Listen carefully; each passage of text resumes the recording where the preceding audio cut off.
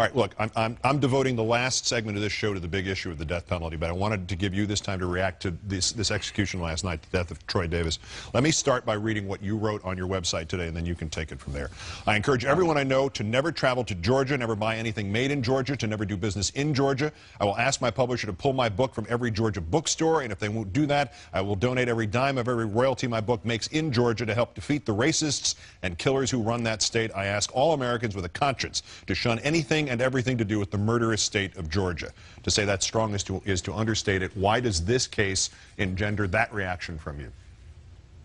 A man was murdered last night in our name.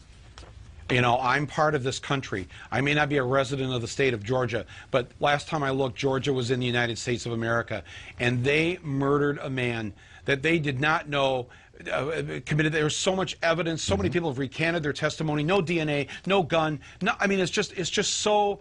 I'm just so outraged by this. I just got word before we came on the air. I asked my publisher this morning, I want you to stop shipping books of my book to Georgia. I want you to pull the books out of there. I don't want a dime being made. I don't want to make a dime off that state until that state acts to change things. And they just told me that they can't recall the books. So I'm going to go to the next step then.